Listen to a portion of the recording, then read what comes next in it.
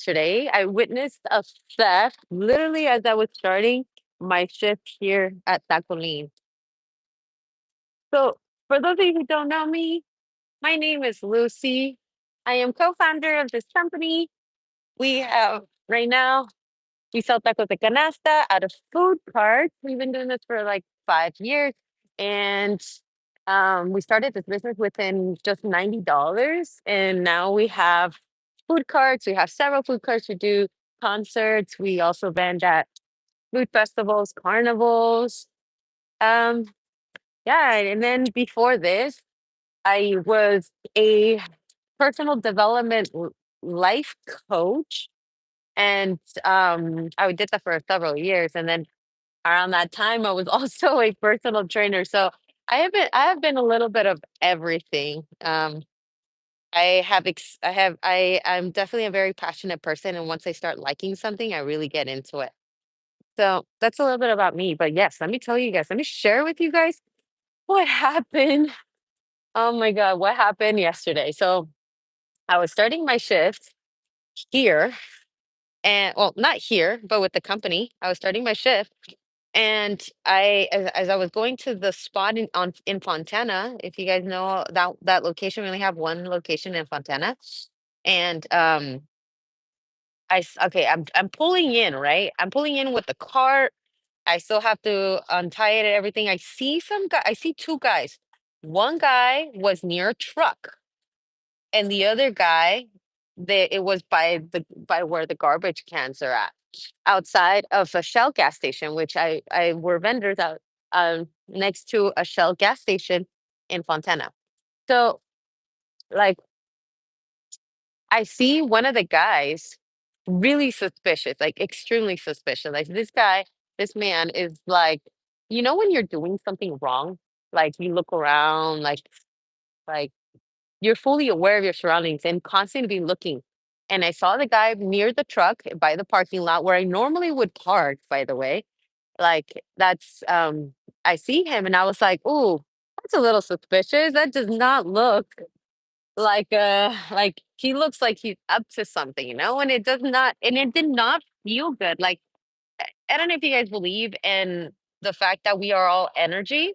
Like this guy was giving, even from that far when I was looking at that, it would give me like a bad gut feeling. And I'm sorry, but a person that really listens to her gut. Like I try to be respectful of that feeling because it's coming from something. It doesn't just come out of nowhere. No, like when you get a gut feeling, it's telling you, it's your subconscious mind telling you like stuff, and it's capturing things that your eyes cannot see.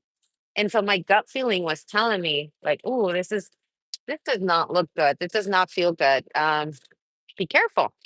So, I was like, okay, that's kind of weird. And then I see another guy by the garbage going towards the garbage, right there next to the Shell gas station. And he's doing the same thing. He's looking around, and he's walking towards the garbage can. And I was like, oh man, like I need to park my car near there. I don't want to get near that. I'm scared. Like I really did get scared. And so, like I was like, okay, well, let me park close by, but because I need to move this cart. I need to move this cart. Like I cannot. Hola, hola. Good morning. I need to move the cart. Like I need to put it where we vend. Like I can't just I have to go where that person is at. Sadly, I was like, oh. In my mind, I'm like, oh my god, I need to be near that person. And then I see the guy that was walking towards the garbage. And hi everyone. I don't know if I said hi. I'm sorry. Um, the person that was right there, like by the walking towards the garbage can, I see him take like from the side of the shell, like big giant bins, and like he's getting the bins, and then he's walking back to his truck. And I was like, this guy's stealing, like he's stealing the bins. And there was a time like for a little bit of time, I worked at a gas station too. Um, It was more like I needed to find a job that was, like, super fast, and I was like, "Okay, crap," like, "Okay, gas station it is." So I literally was working at a gas station for just like a few months until I found something else. And so, and by the way, I'm not saying that working at a gas station is wrong or bad. It's just like I was only there for a little bit. And so, uh, yeah, like I was like, so those bins that they use those bins is for the vendor. So let's just say Coca-Cola comes to like a gas station, that's a vendor. Let's say Frito-Lay comes to the gas station, that's another vendor. So it's like different brands. So these are vendors, right, for the gas station. And these bins are used so vendors can place their merchandise there and give it to the gas station. So I was like, he's selling bins. Like I know the gas station needs these bins. Like I know what they're for. I used to work at a gas station. So I was like, okay, well, he's stealing. And yeah, he puts like several bins. He's like walking to his car so shamelessly. So like walking to his car, puts it behind his truck. His truck is open, right? I was like, yeah, this guy's like he's stealing. And so I was in okay. One thing that you guys need to know about me that if I see that something bad is happening, something wrong is happening, I'm the type of person that would actually speak up. And that has gotten me to so much trouble, by the way. Like I'm being completely honest. It has gotten me to a lot of trouble. Um, because most people don't speak up. So it's kind of weird when somebody does. And my dad has given me countless talks about this. Um, but that's just like who I am. Like if I see something bad, if I see somebody crying, the other day I saw somebody crying at the gym that I go to, like she was crying in the literally as she's working out. And it's really hard not to see somebody cry as they're working out. So I asked her, it's like, hey, is everything okay? Because it's like it just takes like a few minutes just to check up on someone. Like, what if this person was about to kill herself, you know? Oh, I'm so sorry. I didn't mean to say that on live. But what if she wants to undo her life, you know? So and it's like those things, like those small things that makes you know that, like that makes me want to, I guess, be a better person. So, and I'm not saying I'm an angel. Please, by all means, don't think I'm an angel. I'm not. I'm not an angel. Hola, buenos días.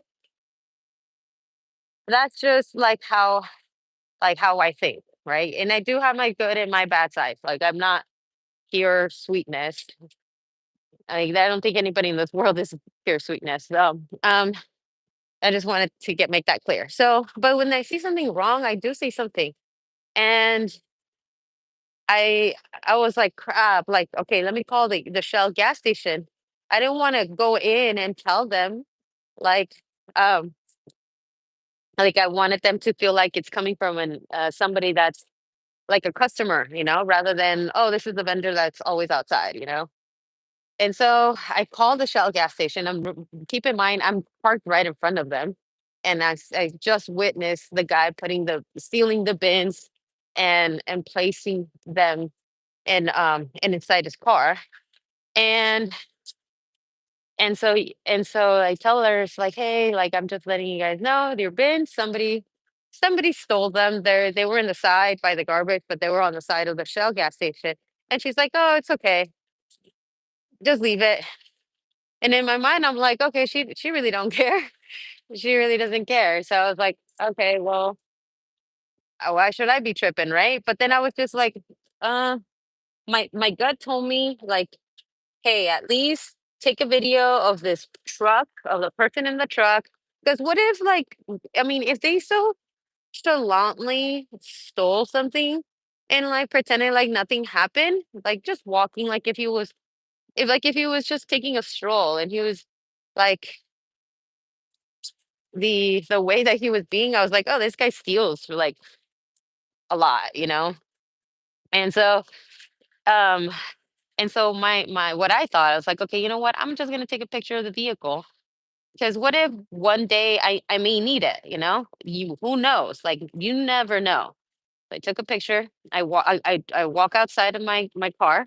Remember, I was inside and now I'm outside. And I walk towards my car and I pretend like I'm doing something to the car and I'm taking pictures of the license plate. And then one of the guys, because remember, there's two.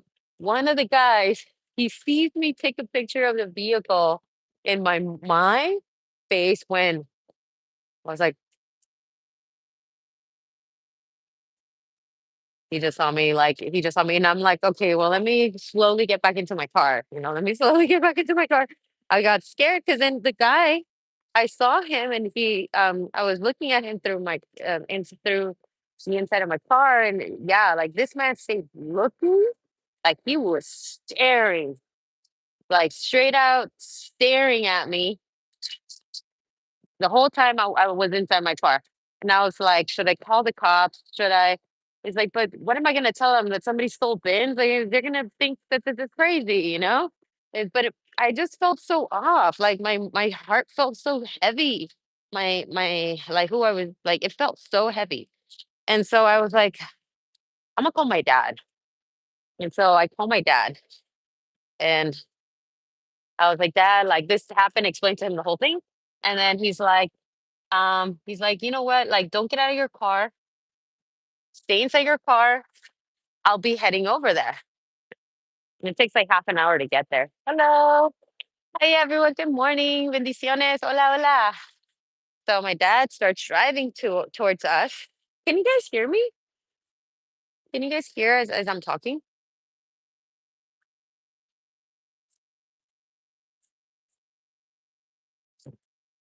Let me know.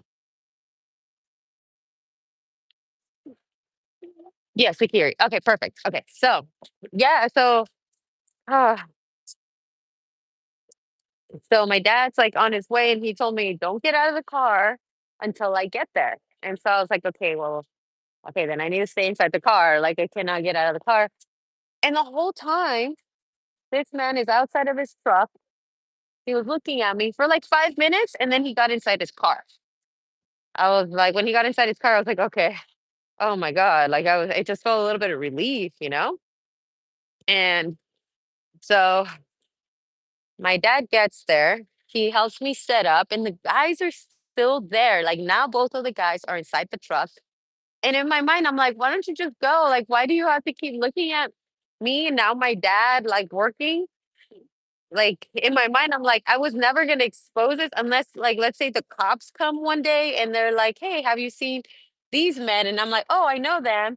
I've seen them. This is their license plate." Like just providing more. Like I was never gonna send. And by the way, I'm not gonna expose the pictures or the videos that I took of men.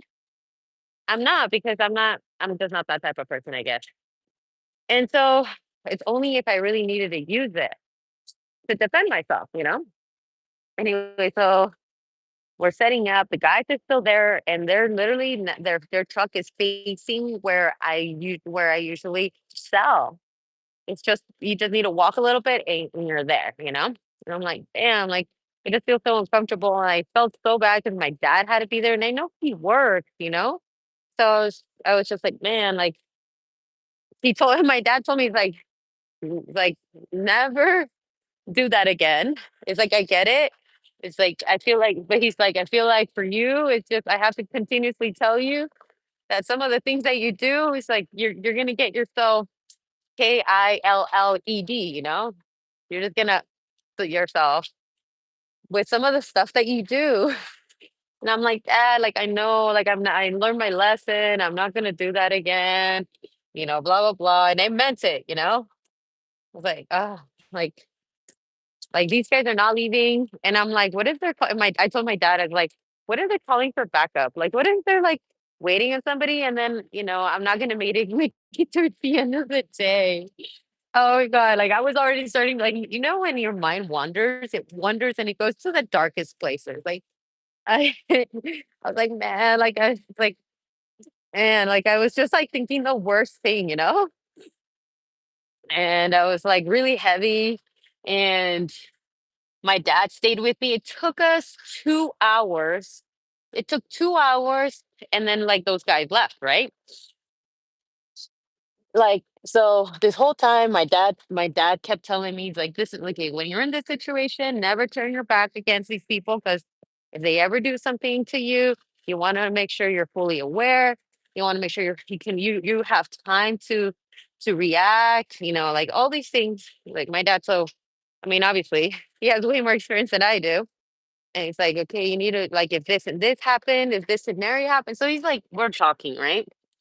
And so it's the 2 hours pass by, and the 2 hours pass by, and all of a sudden I see a tow truck.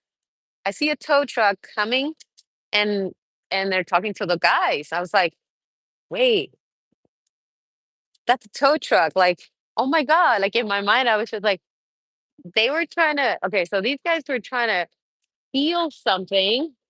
Then, oh, by the way, oh, okay, so sorry, I forgot one part of the story. When I took a video, right? I took a video. There was like of the truck, and I guess the guys felt like one of the guys. There was two guys. Like one of the guys, like he saw, and they were talking a little bit, and then all of a sudden, after they put the bins inside their truck, like a few seconds later, I see the guys talking, and then all of a sudden they take the bins out and they put it back in its place. And then that's when they started staring at me. I was like, were they, like were they embarrassed that they like I didn't know, like, but they saw that somebody saw them and they decided to put the bins back, But it's like I know it's because they saw me because they kept looking at me. And so 2 hours later passed, right? They're still there. And I'm still working with like my all the scenarios that are playing out in my head. I'm telling sorry to dad. I was like, Dad, I'm so sorry I have to be here because, I did this. And, me and my dad are just talking. At least we got to spend some time together. And then he was also editing some content for his YouTube. My dad has his own YouTube as well. So he was productive. So the 2 hours pass by. We see a tow truck coming, and it's connecting their truck. And then right there, like at that moment, it clicked. I was like, oh my God. Oh my God. Like this whole time. What's his YouTube? I think it's Viajero USA con Mateo. So Viajero, like traveling, Viajero, USA, United States of America. Con Mateo. And well, Mateo. Yeah. So his stuff is more like about politics and traveling and all of that because that's what he loves. That's he can geek out on that. He can talk to you for days about that. So he and by the way, when I say politics, it's Mexican politics. He's so my dad is very proud Mexican, and so he keeps up with all the politics when it comes to that. So yeah, and so he's like, so yeah, my dad is like the tow truck is towing the car away, and I realized like, oh my God, these guys were stealing something. Or at least they were trying to steal something. That then they got caught. They decided to put it back, and then minutes later they get inside the car and they're trying to leave, and the truck does not turn on, so they were stuck there. So really, in reality, the reason why they were there is because they were stuck there. The car wouldn't start. And I was like, and you remember, keep in mind, this whole time I was like thinking, like, I'm not gonna make it at the end of the day. Why aren't they leaving? Like, I feel bad, like all these things. Like, I was like, man, I effed up. Oh, I'm never doing this again. And their car wouldn't start.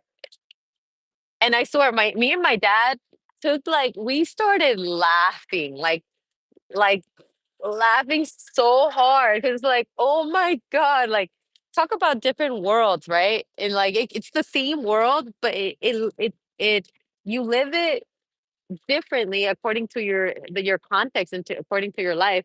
They were stuck there and they had to get their truck towed. Imagine being stuck there. Let me tell you, God works in mysterious ways because they got stuck there. They were trying to steal something, and then they were trying to leave after they got caught and they couldn't, and they had to be with the fact that they were probably embarrassed and they were stuck in a place where they had to be facing me. So I had to be like literally I would see them without even trying. Like they're right in front of me. I'm like, man, like why are they still here? But then when I realized that, I was like, hey, it must have been way more difficult for them to have to see me, and then be also, I think I would be embarrassed. I would be a little embarrassed, to be completely honest, if I wasn't successful and I got caught in trying to steal something, and then having to see the person that saw me do that. Like that's just not ideal. Like I would not want to be stuck in that situation. So it made me realize, like, wow, we all live in the same world, yet we live different lives. And it's so crazy how like we can make it, we can make up so many things in our mind. So as as one thing that I didn't share, as the 2 hours were passing by, and I told you my dad was giving me lectures, he did share with me a story. He shared with me that there was a time, because he lived he in his family lives in Hidalgo, but he wanted to go to study and to work, and he had to go to the city. So he went to Mexico City, where he has some family. And my dad, the the time that he was there, like um he went to Mexico City. He didn't have anything. He didn't have food. He didn't have really much, because he came from a ranch where he all he did was work for his parents, which is my grandparents. He had to work for them, so he never, like, he knew how to work. He just didn't have money. That's why he decided to move to the city. And so he went there, and then he said that there were several times. He's like, yeah, so there were several times I had to steal stuff, because I had to like I had to survive. It was out of survival. And it's like, am I proud of it? No, but you know, it's just like those were my choices at the time, that I felt that like that was my choice. And so I was like, wow, like when he was sharing that, it made me realize, like, and then I see the tow truck, right? And I see the guys getting inside the tow truck, they're leaving. And it made me realize, like, wow, they're probably in survival mode. It made me realize these guys are probably in survival mode too. Maybe in a different way. Maybe they don't have to, maybe it's not that they don't have anything, but their mind is in survival mode. Because whenever you steal something, you're not coming from a space of abundance. Like, who steals something coming from a space of abundance? Like, no, when you're in a space of abundance, you you give. You don't get. Like, you give so much, you're in a different space. And so it made me realize, like, wow, like these guys, they're coming from a place of scarcity. Who knows what they're actually dealing with? And um and who am I to judge? Like, like I said, I'm not a saint. Like, I've stolen things before too. I've been in that position. I've been there. We've like I don't know if we've all been there, but I've been there. And then coming from a space of scarcity. So it really helped me empathize a lot on those guys. Something that it was not present 2 hours before, right? Because I was like too busy like dealing with, like, oh my God, are they gonna end me? Because they wouldn't leave. So I put myself in their shoes, and it's like I realized that I was like, wow, like this is, you know, at that time also I prayed for them. I was like, I hope they find, like, I hope they find peace with themselves, or with their circumstances. So I prayed for that after, like, as the tow truck, was towing their car, because honestly, if we can all be peaceful, I can't even imagine what a world would be if we are all peaceful. It would be completely different world. It's really hard for me to even imagine it, because it's a lot of the greed, a lot of everything that's happening, like it wouldn't be existed. It wouldn't be here. So it's really hard to think about it. So two things that I got from this is like, first, karma works really fast sometimes, regardless, like whatever you plant, you get back. Whatever you plant, you get back. Sometimes it's twofold. So if you plant scarcity, you will get scarcity. If you if you plant love towards people, appreciation, you will get more of that. And that's what I got. Like that's in it because karma, it's like a cause and effect. Like you do something and it will come back to you. You do something and it will come back to you. And at that, like, so it made me realize, like, wow, karma works really, it worked really fast in this situation. Like it was almost instantly within like a couple of minutes. I was like, and hasn't that happened some like to you guys where like for me, like the other day, I remember I was talking to my cousin, he lives with us, and my cousin's like my little brother. So he's not really, he's my cousin technically, but he's lived with us so long and he's young, he's like 18, 19. So he's like my little, we pretty much raised him. So sometimes when my cousin could be saying something and I'm like already annoyed and I'm like, "Ugh, Edwin," like, and I give him like an attitude. And the other day I did that. Like I was like, if he just tried to ask me something and I was like, Edwin, like he's like, "Why do you guys always get my ketchup or something?" It was like I buy my own groceries, right? So it's like it's always gone. It's like, "Oh, well, you guys always buy like why?" It's like I buy my own food and you guys are always eating my food. Why do you guys always get my coffee and my ketchup? And but who I was being, right? I was being like this obnoxious, like annoyed person. And literally, and then I was like, and I was meal prepping, because I was in the kitchen when Edwin came in and, we are talking. And then I walked over to the garage because we have another fridge there and to get some tomatoes. I walked to the garage and I stepped on something. Literally, as after like 2 seconds ago, I had just finished being nasty to my cousin. Like, I was like, I stepped on something, and it was like I had really thin chanclas, and that thing hurt so bad. I was like, I deserve that. I deserve that because like I was just being a nasty sibling. And, like, I deserve that. So, like, it's sometimes it works so fast, but whatever you give, you get. Whatever you give, you get. Uh, and then another thing that I got out of this experience is put yourself in other people's shoes. Put yourself in other people's shoes because sometimes that will help you like be connected to people. After I saw the tow truck and then I put myself in their shoes, I was like, these guys try to steal something. They probably do steal things, so they're not peaceful. And so I just wish for them to find like peace in some way or another, in some way or another. And that's because I put myself in their shoes. I was willing to do that. And a lot of the times, like and I'm not saying I can do that all the time. I try to do that a lot of the time, but it's really hard sometimes. Like sometimes I know myself too. Like okay, I need to put myself in their shoes. Let's say I'm having problems with my partner, and I'm like, oh, okay, he's being angry, or let me see, let me think of an actual like something that actually happened. Um,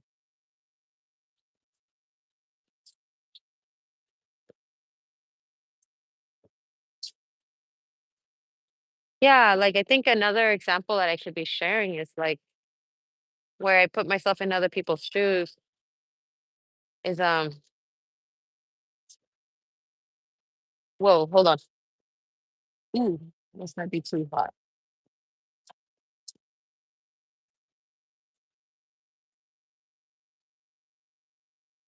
I feel like out of actually, you know what? Let me share this. Ever since I started putting myself in people's shoes way more, I think I have become a lot more compassionate, and it gets not as tempered because before I used to be really angry. And if you guys don't really know my story, I shared it in several lives already. That you can definitely check them out. They're really good. And I share and go in depth of how I was an alcoholic. Had really bad temper, like a bunch of things, right? Um, Let me put it right here. So a bunch of things. But ever since I also like decided to forgive myself, I found peace. And then not only that, like I not only just finding peace, but I was able to um get put myself more in people's shoes, something that I never did before when I used to be an alcoholic and have my, you know, I used to have my addiction run the show. And when you let the I don't want to say that word too much because I feel like this live um will get muted. Is if when you have an ADDIC TION, and if you when you have that, when when you're struggling with any form of addiction, I'm just gonna say it, if you have when you struggle with any form of addiction, you're really just running away from something, you're avoiding something in your life, something that happens, maybe trauma, maybe you did something, you feel bad about it, you have your addiction, to cope with it. And that's why a lot of people become like workaholics or alcoholics, or they do drugs, or they like to go out every weekend and hammer themselves away, um, getting completely blasted and then forgetting what they did the night before. Like all of that is because people are trying to run away. But when you really think about it, like we all have that. We all have one form or another. We run away somehow. For some people, it's healthier habits. Like for some people, like they run away into the gym and they're like these ripped ass people at the gym. They look really good, right? And that's it. But that could be a form of addiction too. That can be a way of like running away as well. So, when you're in it, when you're in an addictive mind, it's really hard to think of others. So sometimes, like, also empathizing on yourself, empathizing on the fact that um,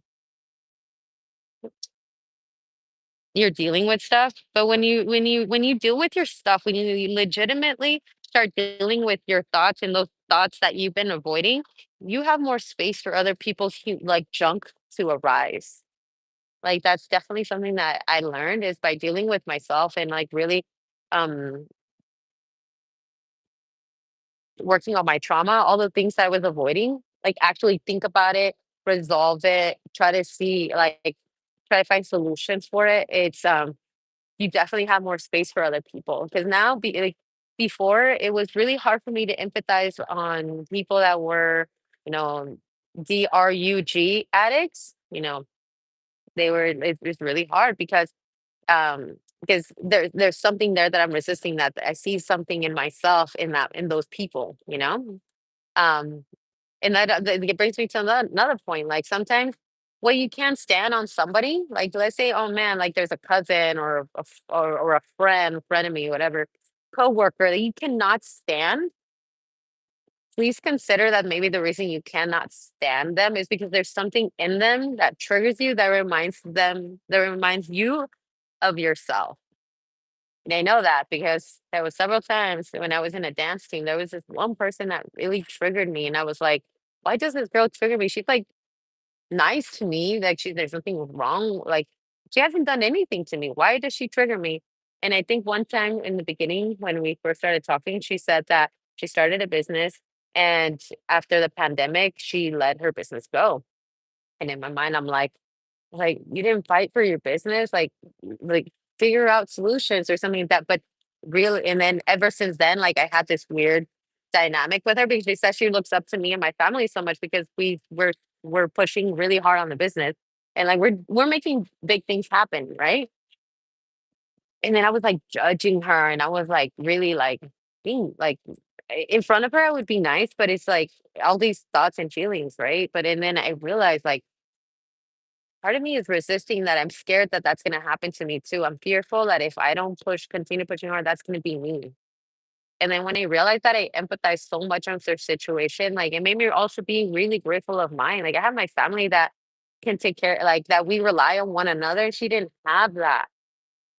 But that's because I was able to put myself in her shoes, and then I was able to also like see like what am I resisting about this person? Why does she trigger me so much?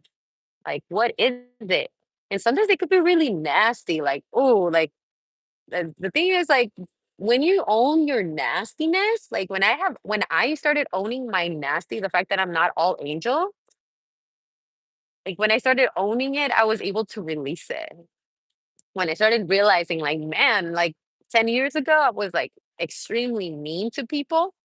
And every now and then I still am. Like I can tap into that, and it's not something I'm really like proud of, but it's still there, and it definitely way like I have like 10% of that before I used to run the show. But it's like when you own your nastiness, you're able to be with your humanity because we all have these emotions. We're not all angels. It's like you're able to really be there for yourself. And by being there for yourself, you're now able to be there for other people.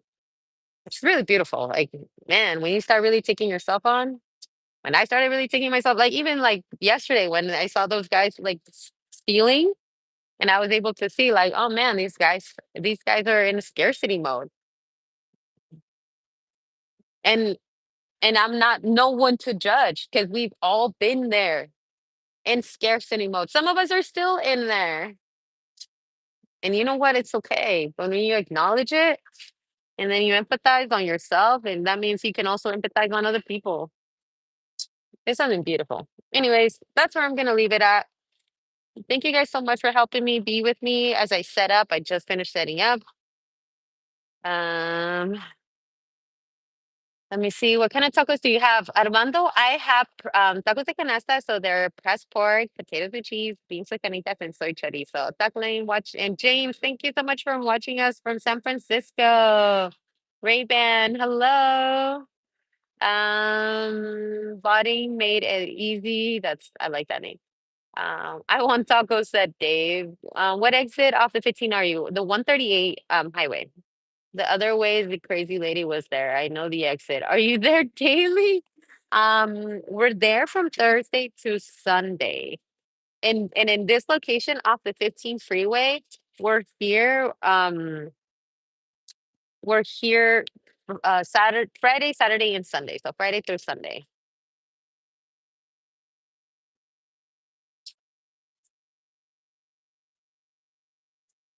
So yes, those are and then also you guys can definitely um follow us on Instagram, which is under Tacolin, which is the same as this YouTube. And yeah, let me know. And definitely see my other lives. I will be putting my last live here, and I believe that one was about what was that about? I'm trying to see.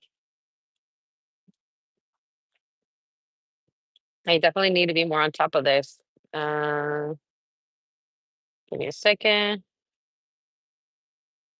My last live is the struggles that no one talks about, my raw and honest journey through overwhelm. And then I'm also sharing like how I've dealt with overwhelm and like more tips of what has helped me, especially is that when I decided to become like a personal development coach, I had to really deal with my traumas, and I did that for years. I helped so many people get out of themselves because the problem's not out here. The problem's in here. The limits are in here. The traumas are in here. And then also trauma gets stuck somewhere out here, which is why we cause like each other like diseases and headaches and all sorts of things when you don't deal with yourself. Um yeah, and then let me know what you guys think. What would have been your takeaway out of this situation if you would have been in my shoes? Or let me know also if this tip like of like putting yourself in the shoes of others and really putting yourself in their shoes, like how would that made like if you really took that on, how would that make a difference for you? Like if you really take that on, how will your life look? And if it was helpful, please let me know too. I will share more tips of like when I used to be a personal development coach because these are all stuff that I taught what my people that I was like my coachees, I guess you could say, clients. I don't know what you would call those. But the people I used to coach, like these are the tips that I would literally give out. All right, you guys, I'm gonna let you guys go. Have yourself a beautiful day. And I will see you guys. If it's not raining tomorrow, I will be going live because that means we will be working. But if it's raining tomorrow, I won't be live because we won't be working. Okay. Bye, you guys.